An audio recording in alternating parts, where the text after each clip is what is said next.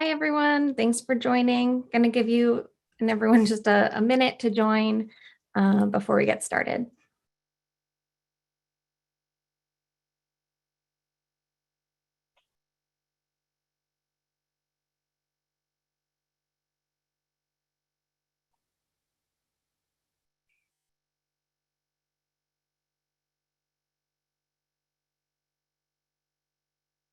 If you're here, feel free to post in the chat to let us know where you're joining from today.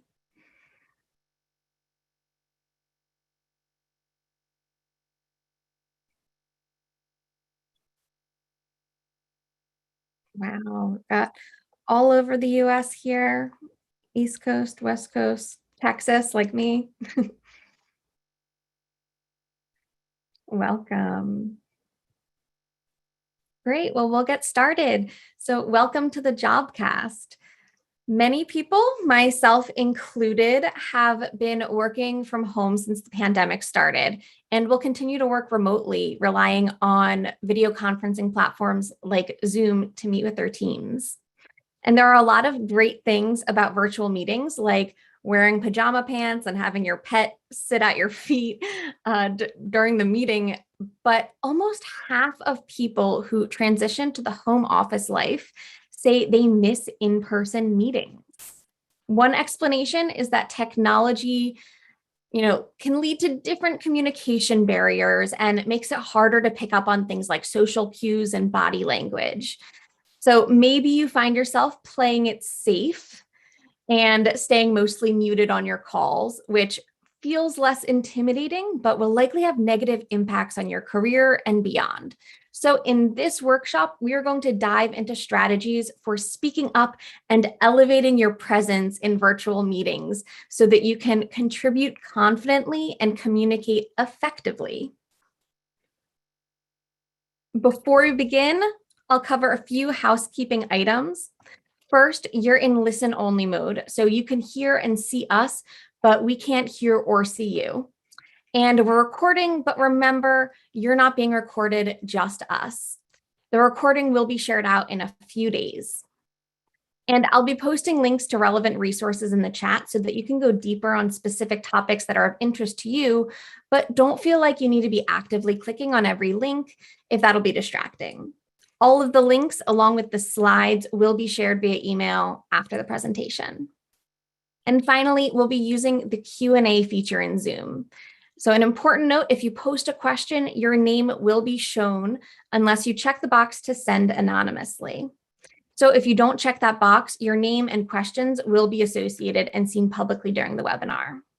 That's because you'll be able to upvote questions that are posted on Zoom to be answered live. So just give the question a thumbs up and we'll talk through the top voted questions at the end. So stay tuned for that. And please only post questions that would be relevant for others. That's what'll get it upvoted and answered.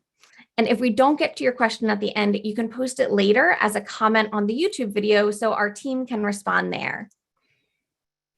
Back by popular demand, I have Emilie Aries here with me. Emilie is a speaker, podcast host, author, and the founder and CEO of Bossed Up, an award-winning personal and professional development community where she helps women craft happy, healthy, and sustainable career paths. And that's me, Brandy Warwis. I'm on Indeed's Job Seeker Experience team, and we're responsible for creating helpful resources and events like this Jobcast for our users, like you. Take it away, Emilie. Thanks so much, Brandy. It is great to be with everyone. I am tuning in from Denver, Colorado, where Bossed Up is headquartered. And I'm joined here today by two of my fantastic colleagues, Kirby and Ellie, who are going to be chiming in chat along with so many of you. I want to thank you so much for taking time out of your busy schedules to join us and really work on making your voice heard. I'm Emilie Aries, an author, speaker, podcaster, and I am familiar with the challenges, the risks, and the rewards of speaking up and making your voice heard. So I'm really excited to dive into this topic with you today. Now, regardless of gender, we're going to talk all about how making your voice heard is a beneficial move for your career. So let's dive right in and start by acknowledging that the art of communication isn't just about knowing what to say and how to say it, but also knowing when to speak up. Virtual workplace environments, which many of us find ourselves in now, have made this question of timing extra tricky.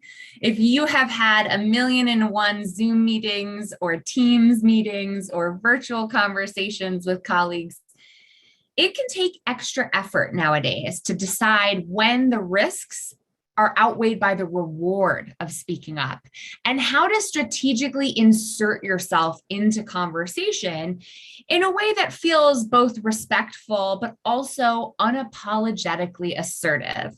So that's really what I want to talk about with us today and share some practical, tactical strategies and tips that you can put into effect right away. And as Brandy mentioned, I've joined Indeed here before on quite a few jobcasts that are very related. So if you like what you hear today, make sure to go check out the rest of Indeed's incredible jobcasts available on Indeed's website. So why should you even bother in speaking up? Why is it so important to make our voices heard, especially in virtual work environments? Well, silence says more than we think it does. Oftentimes, our silence can be misconstrued as implicit acceptance. It's deemed as approval. That means if you say nothing, we're going to assume that you're on board with this, and that we are going to assume that you're just getting on the bandwagon with the rest of us, right? It also is important to acknowledge that sometimes we have to speak up on behalf of the greater good. We have to speak up on behalf of the people who aren't in the room having this conversation. We've got to demonstrate that we care enough to speak up. It's one thing if you're totally burnt out and checked out, but sitting back and saying nothing doesn't really read as someone who's invested, who's interested, who's curious, who's contributing. It's also a great reminder to acknowledge that if you've got a question and you're afraid of asking it, odds are there are other people in the room, either there in that meeting or in the larger communication or community, that have the same question too. So don't be afraid to speak up and ask a question, because you're probably not alone in thinking it. Now, why is it so hard for us to speak up despite these benefits? I would ask you to really reflect on this question. How have you been hushed? Over the course of a lifetime, we go from being unabashed, unafraid, unashamed, rambunctious little ones. I'm especially thinking of this as I'm in my 3rd trimester of my first pregnancy at the moment, and there's a rambunctious little one on its way into my life in the very near future. But as kids, we were not afraid to scream at the top of our lungs. As kids, we were not afraid to ask questions. As kids, probably asking too many questions for some of the adults around us. Thank you so much for your kind congrats. And so many of us had no qualms, no self-doubt when it came to speaking up and making our voices heard. That's why the show Kids Say the Darndest Things is such a hit, right? But over time, so many of us receive messages that tell us to pipe down, to sit back, to say less. And I want to ask you in particular if you feel any kind of way about the sound of your voice in particular.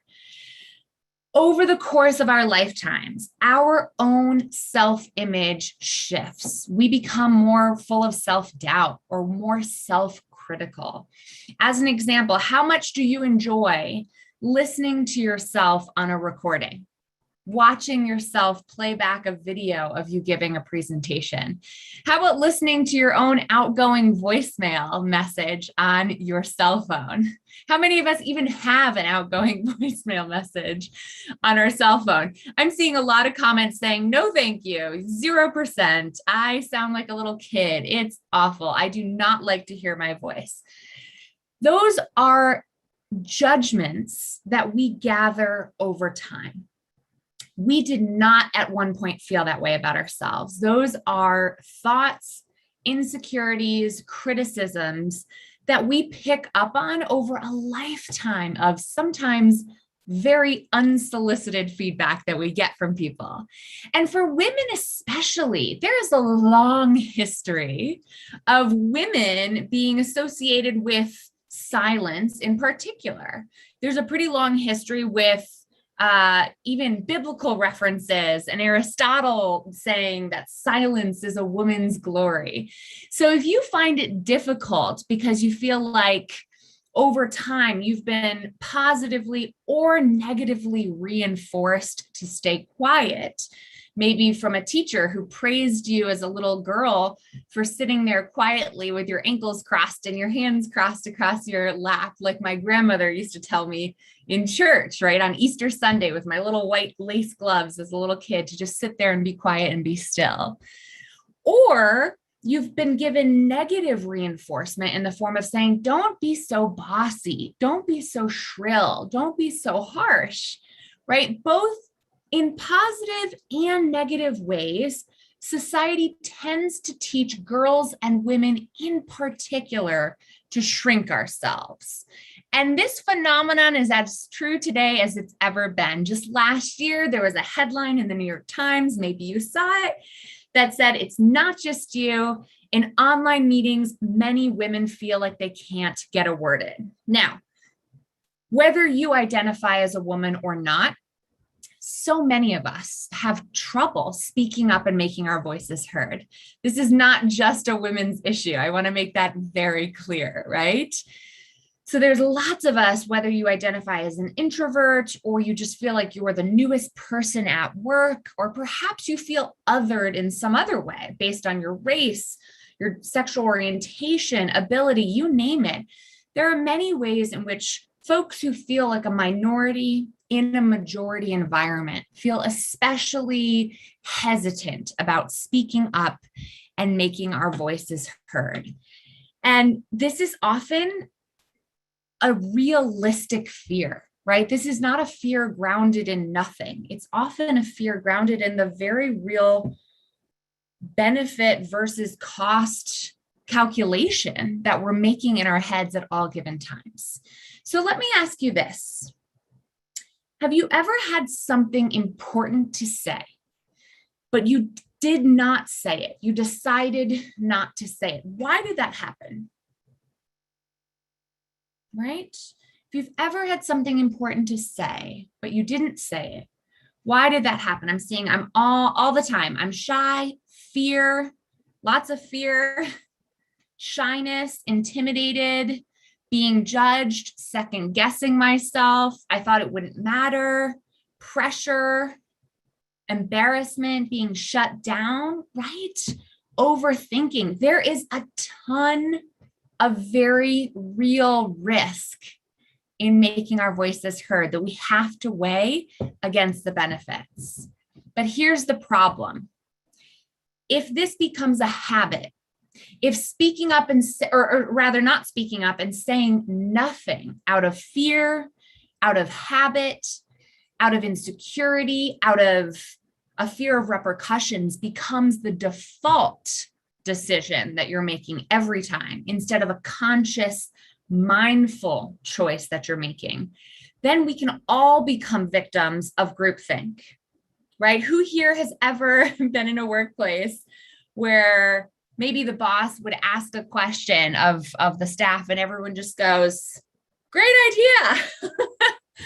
Let's make it happen, right? That is oftentimes how we get really bad products in the marketplace, or how advertisements go out the door with everyone's thumbs up until there's a huge cultural backlash saying, how the heck did this get approved? Who signed off on this, right? There's a real phenomenon in psychology known as bandwagon bias. Bandwagon bias is our propensity as human beings to just go along to get along, to believe in something because other people believe in it. It's kind of like when you're in a meeting and you say, well, I guess if everyone else thinks that this is okay, I shouldn't say anything, even though I think it's wrong. So it is a very powerful force of human nature to know that we are all up against groupthink, and that speaking up is such an important way to disrupt groupthink and make sure that we're making the best decisions overall for our teams, for our communities, for our organizations, for our families, and for ourselves. Because if we default to groupthink, it can become an unconscious habit over time.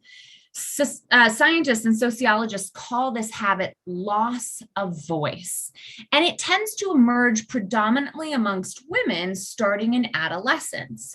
Research actually shows that in college, over the course of 4 years at a university, women leave college feeling and reporting feelings of less confidence in their ability to speak up than when they begin college.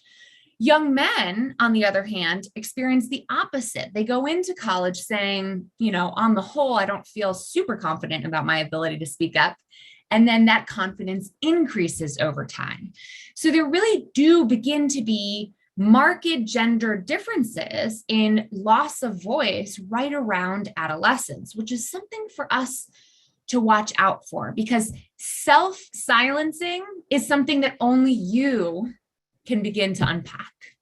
So if you found yourself feeling like, I used to be really outspoken, I used to feel more confident, but in recent years that's changed, we really need to take a moment to unpack how that came to be and how we can begin to reverse that trend. Because I'm here to tell you the benefits to your career, not to mention to your organization overall, beg the question, why not me? Why shouldn't I be the one to make my voice heard? Emily, this is so true. And I was talking to my sister about it recently because she did this executive coaching program and they had her post a video on Facebook about her fears. And she talked about being the only kid in class that always had a question about the assignment, hands always in the air. Teachers would call her out for it. And just that it still haunted her to this day when she's in meetings and needs clarification, but doesn't know if she should speak up because, everyone else seems to understand what's going on. And all this time, she felt like she was the only one who needed those answers, yet people she hadn't spoken to since high school commented on her video on Facebook saying how grateful they were to her for asking those questions because they relied on her speaking up in the classroom because they were too shy, but they had the same questions for the teacher. So speaking up positioned her as a leader to those classmates without her even realizing. Wow, what a powerful example. It's funny how, even a little bit of feedback early on in our lives can stick with us, and we can create this narrative of who we think we are and how we think we're being perceived. What a powerful moment to hear from your former classmates who we probably haven't talked to in a while, that maybe our sense of self isn't all that it is, right? Maybe there's more to it. So I see so many people here in the chat relating to how this can be challenging, again, across the gender spectrum for all kinds of folks. And so today we're going to really break down how we can speak up, not just why it's important, but how we can speak up in a way that is strategic, thoughtful, kind, and assertive. Before we go further, though, I do want to pause to ask for some feedback in the form of a poll. We're going to launch these 3 polls together to really encourage you to reflect on what's holding you back from speaking up more. These are 3 multiple choice questions that you can fill out in the poll here all together, and then we'll go ahead and take a moment to reflect. So what's holding you back from speaking up more? Feel free to select all that apply. Perhaps you used to speak up more, but you lost your confidence over time. Perhaps it doesn't feel safe to speak up at your workplace, or you feel like an imposter. I hear from countless clients and community members at Bossed Up who feel traumatized from past workplaces or bosses who made it unsafe to speak up. Maybe you feel nervous, can't find the words, don't know how to balance being assertive with being kind, feel like your contributions aren't important, or maybe you're the kind of person who speaks up very easily, very candidly, without fully thinking things through first. Perhaps you feel like your contributions aren't appreciated, or perhaps you actually feel like you speak up too much. My second question is, have you ever been given feedback about how you speak up? from a boss, colleague, former teacher, friend, loved one? Have you been told you're too quiet, too outspoken, that you need to work on your approach, or have you not received feedback on this? And finally, I really want you to reflect on this in your poll questions or your poll responses here. What would becoming a more effective communicator mean for your career? Would you be a better presenter, get your points across better, get more recognition, promotions, be more comfortable thinking on your feet, be less flustered, get better pay, be taken more seriously? Or are you not sure, or do you have or you don't think it would have any impact on your career? Go ahead and take a moment to fill out these polls, and then we'll look at these together.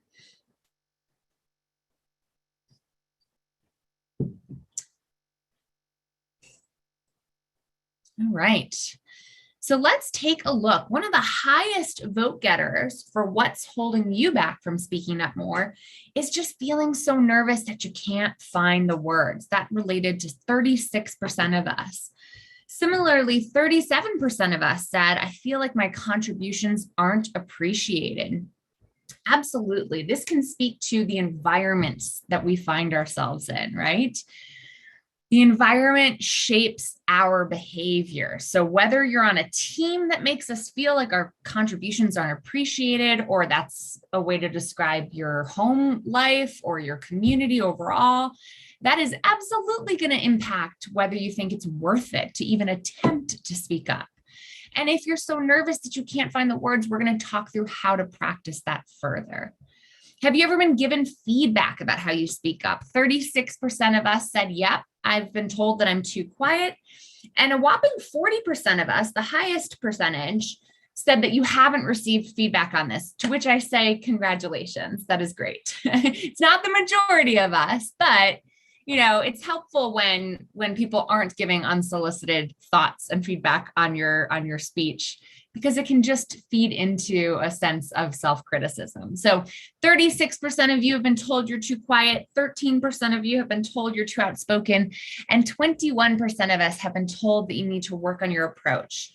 A lot of folks who come to our programs at Bossed Up, especially as it relates to being a more confident, cogent, and assertive communicator, come to us because their boss or colleagues have given them feedback saying, we want you to work on this. It is a real professional development opportunity. It's a real skill that is important in the workplace today. And it looks like we all agree with that because we got a lot of votes here in the third poll saying that 56% of us feel like we'd be better able to get our points across in meetings. 47% of us would feel more comfortable thinking on our feet, and only 5% of us think that it wouldn't have any impact on our career. So I think we see the value, Brandy, right, in making improvements, in making strides, in becoming a more cogent and concise and confident communicator, which, like all soft skills, can be worked on. This is something that can be developed. So if you feel like it's part of your identity that you're soft-spoken, or that you're introverted, or that you are just a quiet person, let me reinforce the idea that this is an opportunity for growth for all of us, okay? This is an opportunity for us to flex our skills and try some new tools out. So what I want to give to you is a set of communication tools to add to your overall communication toolbox. And I know there's so many of us here today. There's so many folks who have different purposes, different roles in different workplaces, that I want to keep in mind there's no one right way to communicate, okay? This is not the one and only way to speak up. These are simply tools to add to your overall communications toolbox that you get to decide when you're going to reach for that tool. For some projects, the hammer is the right tool. For other projects, you're going to need a wrench. I'm not here to tell you when to grab the wrench or when to grab the hammer, but I am here to equip you with some new options to add to your overall toolbox of communication options so that you can make the right call when it's worth it to make your voice heard, and how you can speak up without apology. So first, let's talk about interruption. Interruption is a bit of a dirty word. How do you feel about the idea of speaking up to interrupt someone else, right? Most of us have been told, no, no, no, interruption is a bad thing, not to make our voice heard in such a way, that it's rude. We bring all kinds of negative connotations to interruption.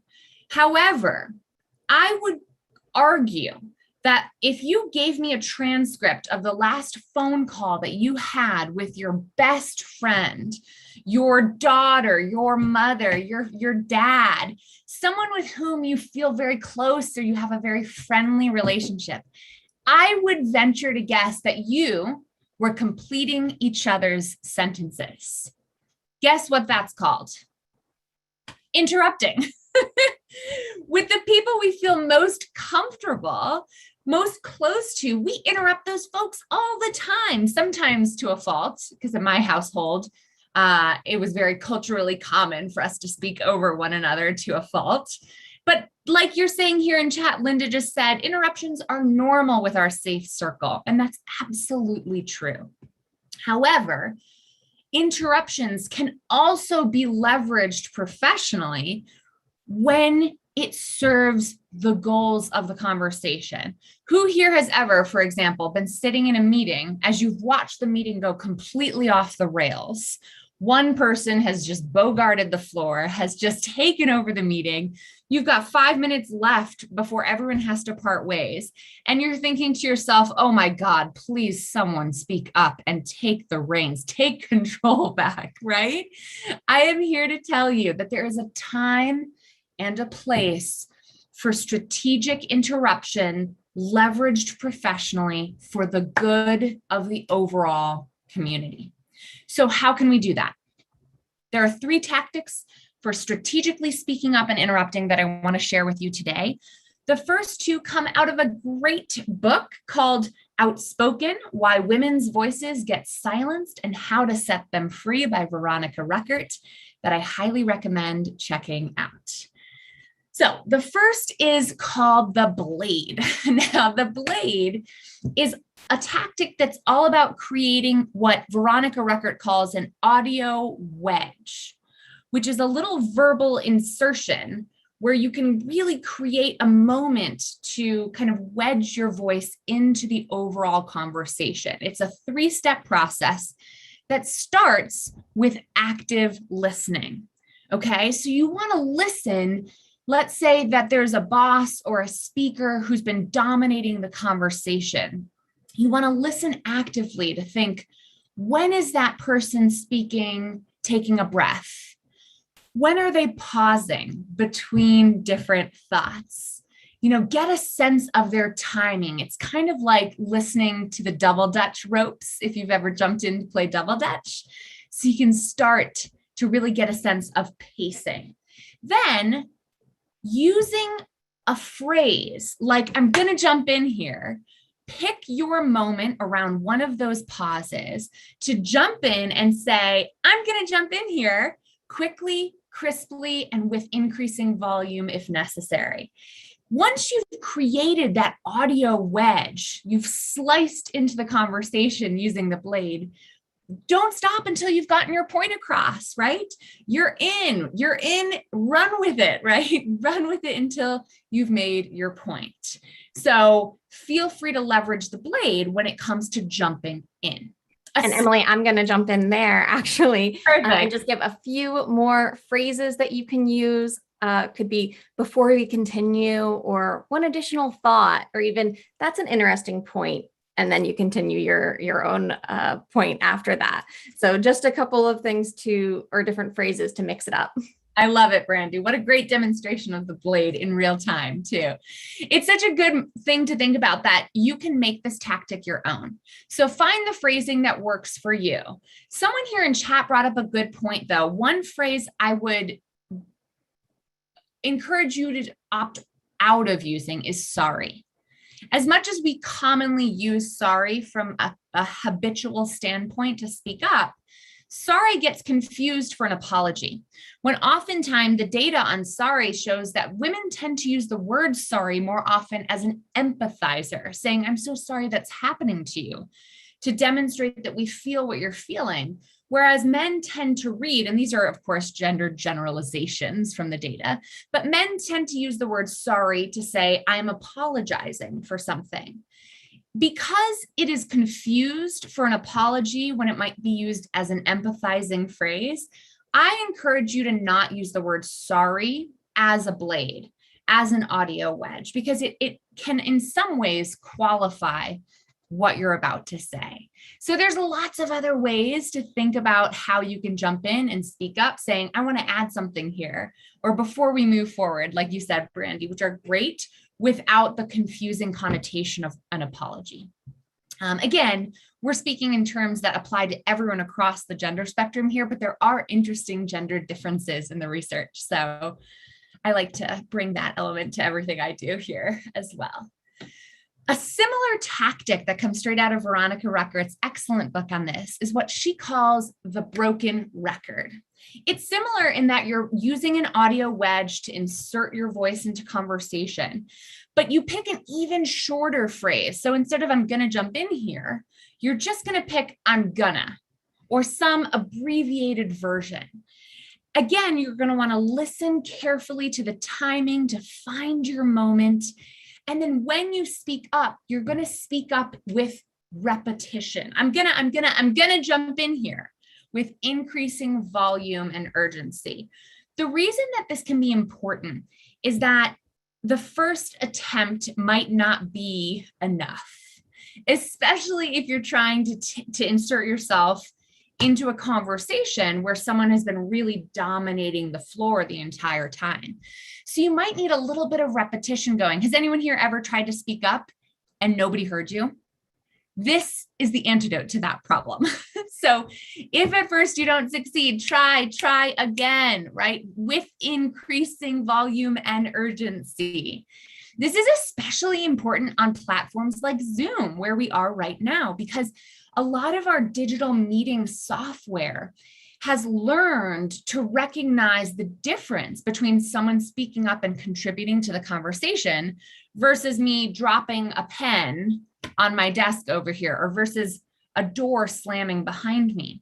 And what Zoom and many other software is designed to do is to ignore the pen drop, to ignore the door slam. So they're not going to mic you up unless they know you're a human being contributing to conversation. So sometimes you need to show the software, the robotic software, that I'm not just a door slamming, right? By continuing to speak up with repetition if necessary. Once again, once you're in, you're in. Don't stop until you've gotten your point across. And my final spin on Veronica's excellent advice in her book is to use the speaker's name. This is an Emilie Aries original, and I personally have used this tactic 1,000,001 times. You've probably heard me do it already today, saying, Brandy, that's an excellent point. Just as a way to say, we all know people like the sound of their own name. So if you've got a boss or a colleague who's taken over a meeting, or who you want to contribute to, who seems to be owning the floor a bit, you can use their name by saying, Brandy, that's such a great point. I want to add to that here before we move on. And it works like a charm. It's a respectful, almost flattering version of an interruption that I highly recommend. So you want to identify the speaker by name, repeat if necessary, and then to really seal the deal, state your collective intention. Like, Brandy, I want to make sure that we hear from everyone here today. And I know that Sandra worked really closely with the client on this. Sandra, what do you have to say about this? So using the speaker's name can be a really helpful way to not only interrupt, but then seal the deal with a collective intention. Can you all imagine yourselves using one or more of these tactics to strategically interrupt at work? All right, I'm seeing a lot of yeses in chat. So glad to hear this is helpful. Let me remind you, if this feels uncomfortable because you haven't used them before, there's a bit of a learning curve here. So give yourself a challenge that sometime this week, I want you to use the blade or use the speaker's name or use the broken record technique to give it a try. Now, that's kind of the offense version. I don't know if anyone here played sports, but that's the offense for speaking up. Let's talk about defense for holding the floor, right? So how can you maintain the floor, meaning continue to make your voice heard when other people are using the broken record or are using the blade or using the speaker's name to interrupt you? Here are 3 more tactics I want you to keep in mind as a way to maintain your composure to get your point across. Anyone here been interrupted chronically at work or find that other people are speaking over you? These are going to help you prevent that from continuing to happen.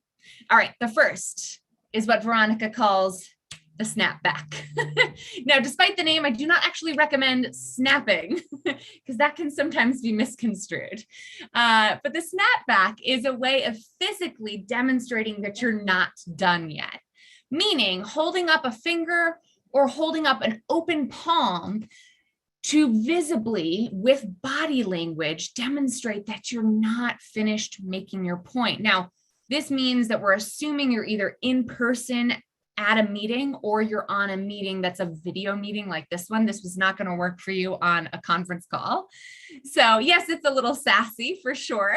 But what we're going to do here is use that physicality of your body language to say, I want to finish this thought before we continue. And literally just visibly reinforce with your hand, with your body language, leaning forward, holding up a finger or palm to say, I want to finish this thought before we move on. Now, this final part of the snapback is by far the most important.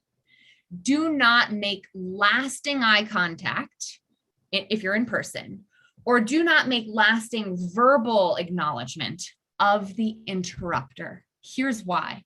If you're sitting in a conference room and everyone's looking at you as you're contributing and you're making a point, and then someone over here interrupts you and says, Emily, I want to jump in here.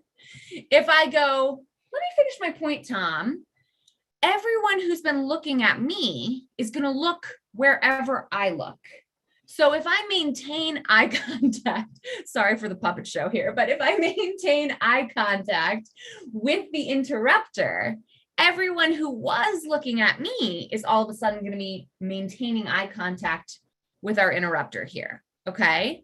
So you, as the speaker, redirect people's eye contact. So when you snap back quickly, and then go back to addressing the rest of the room.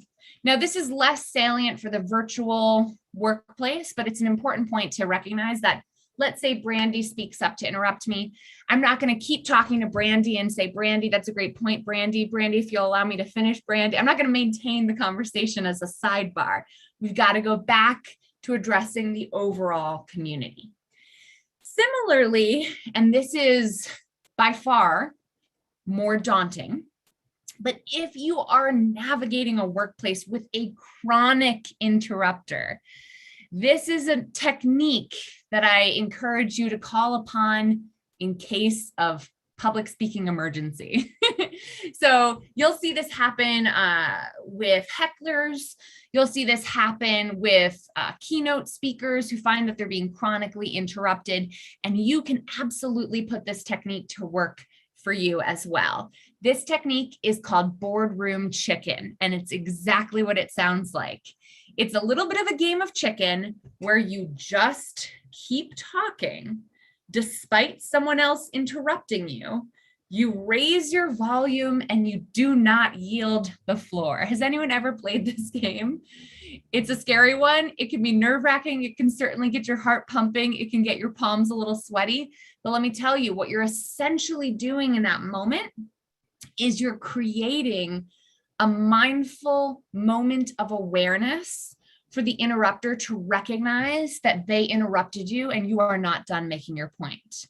And you're right, it doesn't always work. It can sound a little passive aggressive, and it is a little passive aggressive. If you think about it, you're just ignoring this person from interrupting you. But If you find yourself chronically interrupted by a heckler, by someone who's taking the floor from you, who's being rude, quite frankly, to you, this is a coping mechanism that absolutely can work. So it depends on the situation. Like I said, these are tools to add to your communication toolbox, but I want you to know that's a very real thing that so many folks are called upon to have to play this game of Boardroom Chicken in order to be heard in the workplace.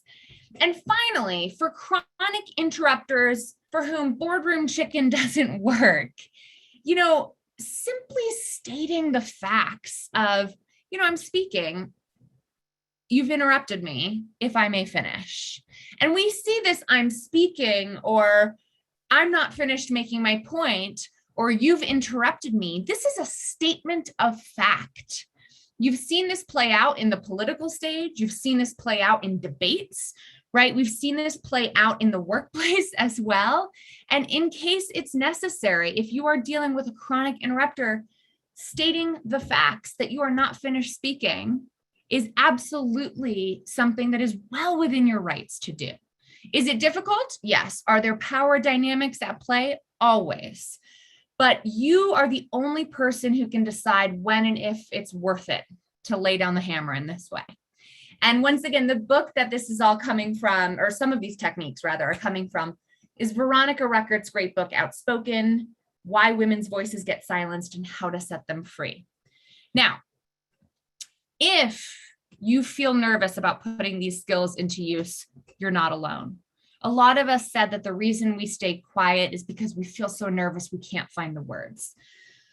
The goal with these tactics is to give you just the starting block to find the words so that you can begin to take your voice back and make your contributions. No matter how imperfectly they come out, half of the battle is just maintaining the floor or jumping in. So once you've jumped in, and if I want to give you some tactics for how to keep your cool, how to maintain your composure as we put these new tactics into play. The first is physically reclaiming your space. Perhaps you've seen the research from Amy Cuddy et al., who shows that taking up more space with a power pose, like the Wonder Woman or the CEO power pose, can literally send a message from your body to your mind saying, I feel more confident because I'm looking more confident. And similarly, by taking up more space, you're sending a message in other people's minds that, hey, she looks pretty confident. I think she should continue, right? So it sends a message both internally and externally. Similarly, there's something in the research called the facial feedback loop that shows real data and evidence shows even if you plaster a fake smile on your face, people report feeling happier. People report feeling more comfortable and more confident. So if you're going into a job interview and you're really nervous, and this is how your face kind of defaults to, even just reminding yourself to smile, maybe putting a little sticky note on your webcam to put a little smiley face there to remind you to plaster on a smile can literally make you feel more comfortable and help you keep your cool.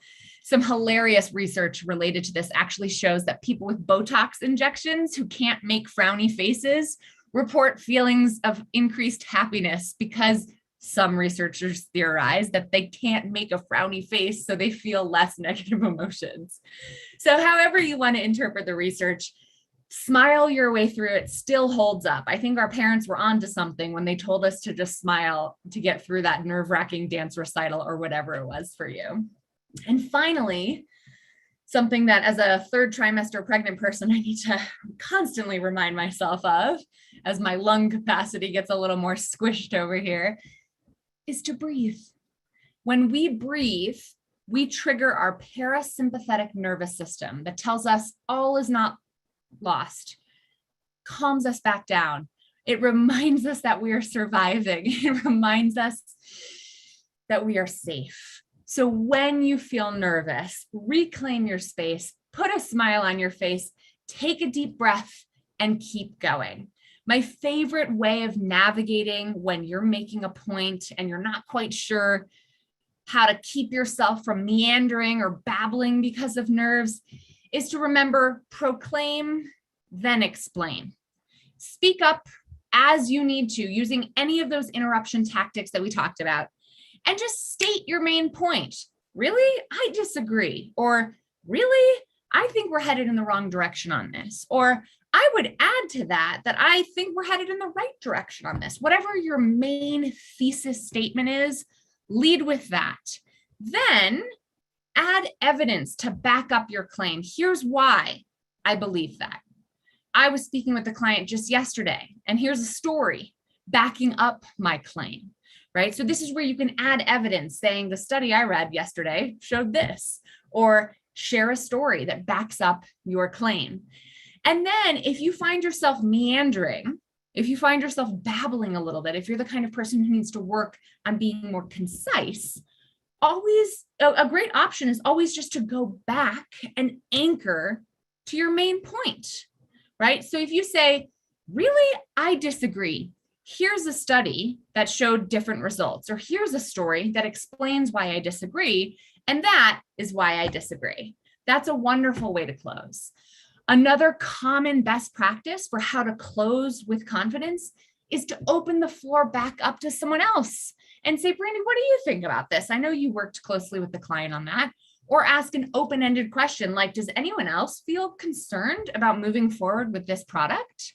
Those kinds of open-ended questions are another great way to close. So keep in mind, whether you're speaking up virtually or in person, once you've gotten the floor, this is a helpful tactic to really make the most of making your voice heard.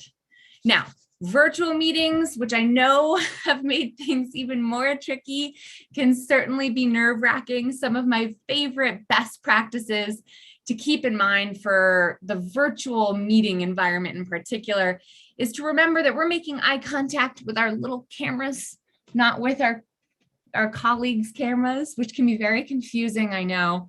My favorite best practice that I already mentioned is to put a little sticky note right up there with a smiley face so you can remember to maintain eye contact there when it matters most. You also want to make sure that you're maintaining a strong voice. Like I mentioned earlier, the software that we're using for these meetings has been designed to ignore the sporadic sound.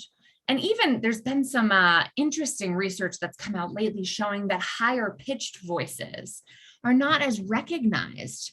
And so, of course, there are gender ramifications for that, right? Higher pitched voices don't often get recognized as voices that get mic'd up using virtual meeting software. So maintaining a strong voice is really, really important depending on your connection, depending on the software that you're using.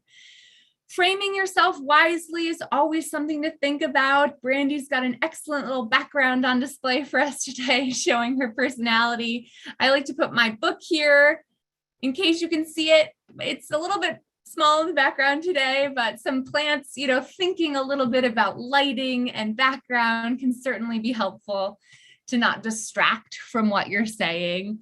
And then finally, being present and mindful. We can all be our own worst enemies when it comes to distraction, especially with the sheer volume of digital devices around us today. So if you're really expecting your colleagues to be present for what you have to say, we have to demonstrate that we're present for what they have to say. That's why nonverbal cues of active listening, like nodding or smiling, can be so reinforcing for helping others know that you're listening. Whoops, oh boy, I just sped through a couple of slides here. Hold on. Let me get back to my final point here. My final point was going to be not to sleep on the chat window. The chat window can be your friend. I think we're seeing how much active support and resources are being shared here in chat. And my fabulous team members, Ellie and Kirby here, can share some of our related podcasts and articles now as it relates to speaking up. If you're a podcast person, you'll definitely want to check out some of those free resources we have from Bossed Up. But using that chat window as your partner, as an opportunity to call and response, to get feedback in real time is so, so helpful. If you take nothing else away from today's conversation, I want to encourage you to stay on the horse, meaning when you dare to make your voice heard, when you dare to try any of these new tactics, it can sometimes feel like you're taking a huge leap of faith. And it's scary, right? It is scary. It can make any one of us just want to give up, let go of the reins and say, I can't do this, and kind of bail. And I've seen a lot of speakers who I work with, I'm talking just everyday professionals who are working on their speaking, get to a point where they just go, can I start over? You know, that kind of giving up feeling of like, this is not going perfectly. I don't want to continue this. Let me start over. There are no do-overs in life, y'all, okay? Whatever happens, no matter how perfectly or imperfectly you use the blade or boardroom chicken or however your words are coming off, I want to encourage you to dig in your heels, to tighten your grip on those reins, and to stay on the horse to see this process through. Because you've got it, you're already on the horse, right? You got to stay on there and give yourself an opportunity to recover a conversation gone awry, not try to redo it, because there really are no redos. So stay on the horse, don't bail on yourself while you're taking these kinds of risks. And I encourage you to experiment and see it through. These are some of the big takeaways I want to recap as we move into Q&A today. I know that we're here with more resources. Here at Bossed Up, we've got resources like our Speak Up Accelerator or our Hired Job Search Accelerator that we can drop links to in chat as well. But I want you to keep in mind that speaking up in meetings is so important for your career and for the public good. You can interject and hold the floor using the tools that we shared with you today. And I encourage you to experiment and give yourself a little bit of grace as you begin to feel more confident and composed as you put these into practice. Brandy, I'll let you take it away from here before we wrap up. Thank you so much all for being here. Thank you, Emily. So as a reminder for everyone, the recording of this workshop will be shared with you in a few days, and all of the links that I've been sharing in the chat will also be shared after the workshop along with the slides. So don't worry about that. And if we don't get to your question today, remember to post it later as a comment on the YouTube video we send out so our team can respond there.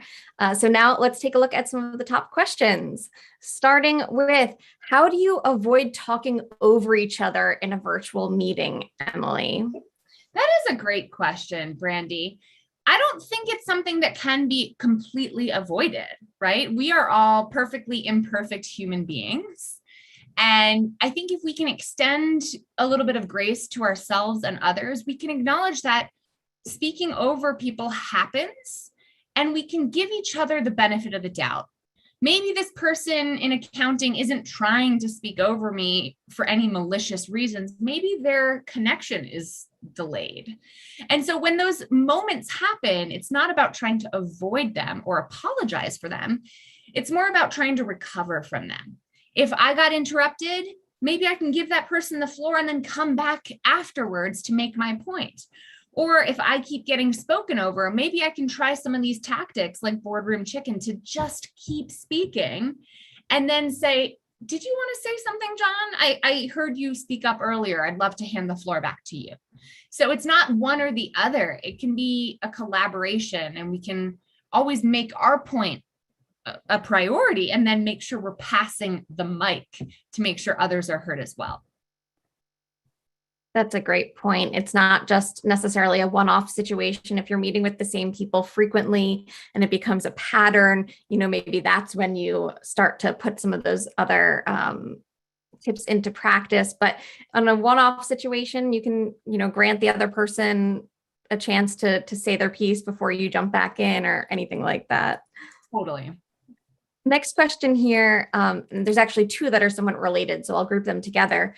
How does someone undo loss of voice? And then I have conflict phobia and approval addiction. What is the initial process to overcome this? Well, first, let me tell you that you are not alone.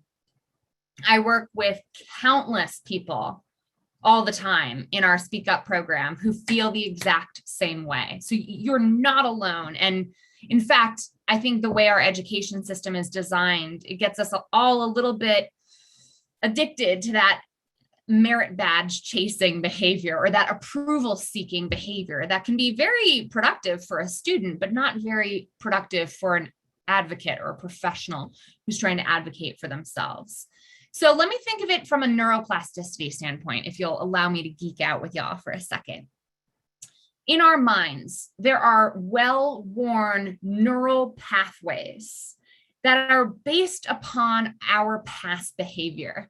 So in the past, if saying nothing or deferring to our boss has worked well for us, that can become a habitual reflex, a well-traveled neural pathway that becomes almost just a reflex we don't even think about. That's like the mindlessness that we bring to our commute home sometimes. If anyone's ever arrived in their own driveway and thought, how did I even get here? Like, this isn't where I was supposed to be going. We create mindlessness in our own brains because it's part of our learning. It's how our brains are designed to learn. So we don't have to actively think about every single thing we do. Now, if you recognize that that pathway, that default behavior is no longer serving you, it's going to take conscious, active effort to recreate a new connection in your brain, to say, you know what, before my mind goes in that direction by default, this is an opportunity to recognize, I want to try something different here for a minute. Once we recognize, you know what, I'm thinking of that tactic Emily shared on the Indeed Jobcast last week. Maybe this is an opportunity to use the blade. Instead of just saying nothing, I'm going to use the blade to speak up and insert myself into this conversation. We can create a new neural connection by changing our behavior first.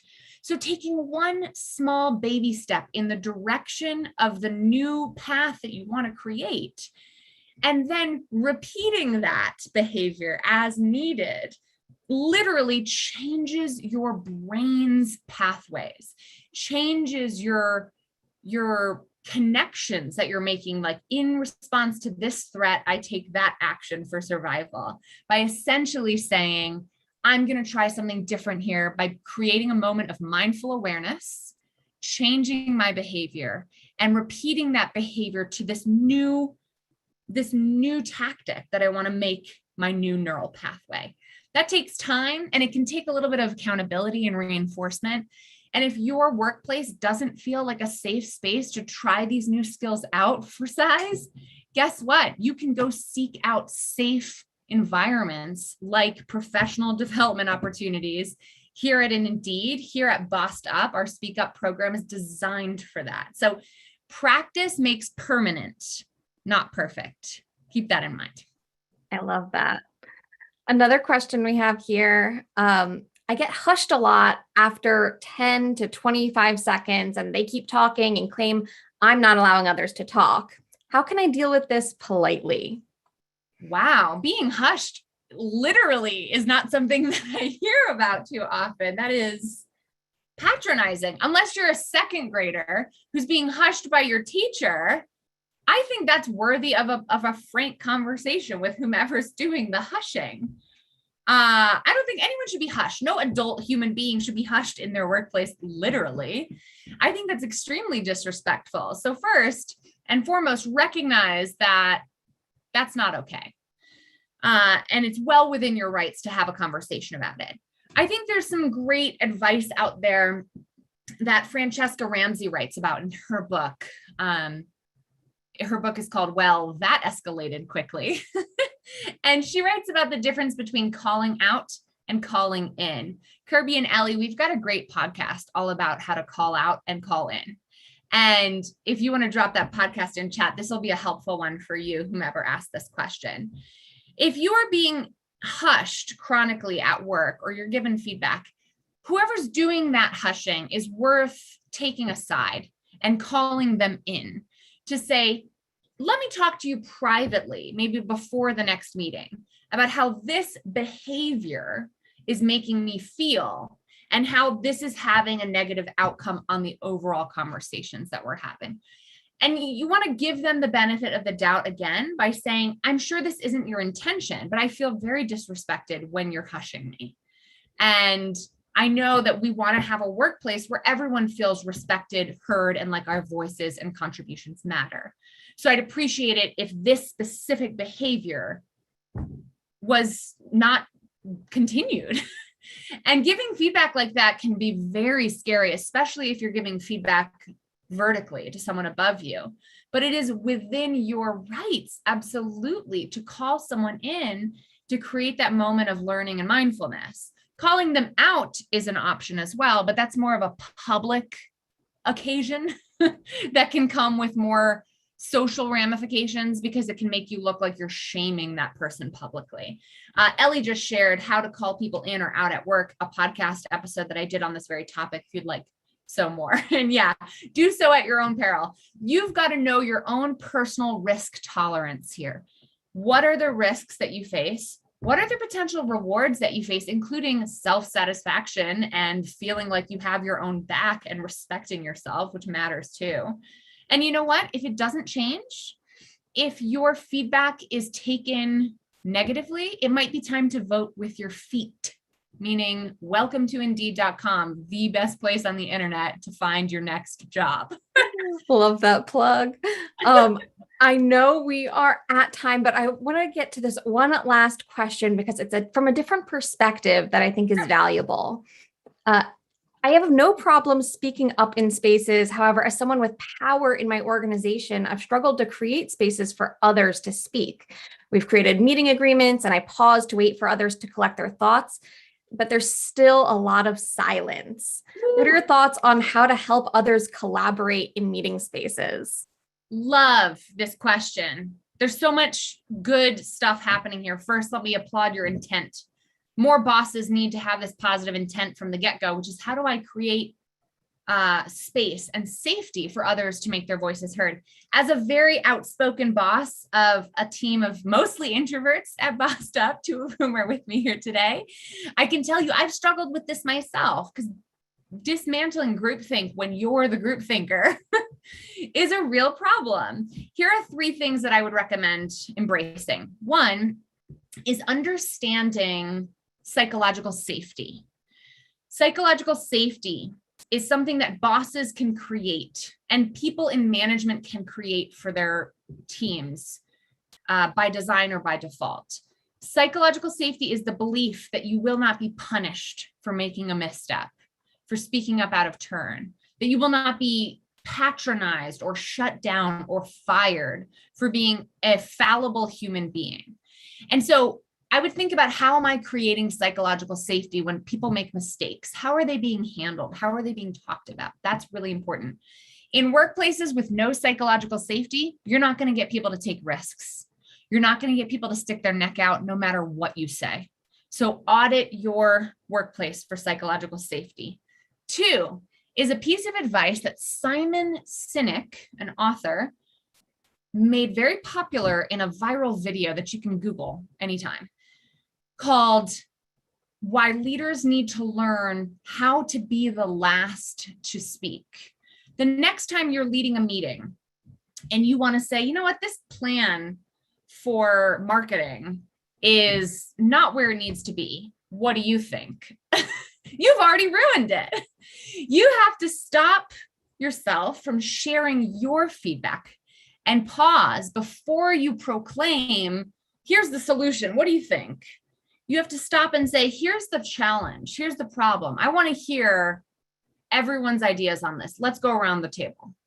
And then what happens when you go around the table and you hear contributions from everyone is you normalize sharing half-baked ideas, right? This is not share your perfect solution, it's share your idea.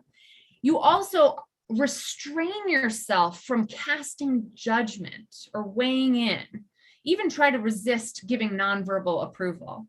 And then you have the benefit of hearing what everyone else thinks before you render judgment at the end. So that's a really helpful strategy. And my final piece of advice is passing the mic as an ally. It's one thing to say, what does anyone else think? and to wait, hoping someone speaks up. It's another thing to say, Ellie, you're closest to our Instagram following on this. What would you say here? You're essentially inviting that person by name to contribute, and you're reminding them of why you think they are the most qualified person to weigh in here, giving them a little bit of a confidence boost along the way. So create psychological safety, become the last to speak, and actively invite contributions as an act of allyship. And by allyship, I mean this is especially relevant for inviting in the voices that are underrepresented in your workplace. So thank you for the opportunity to answer that very important question, Brandy. Absolutely. So that's all the time we have for today. But if you found this to be helpful, check out our other jobcasts at indeed.com/jobcast and follow Indeed on social media. Thanks for tuning in, everyone. Thanks. Have a good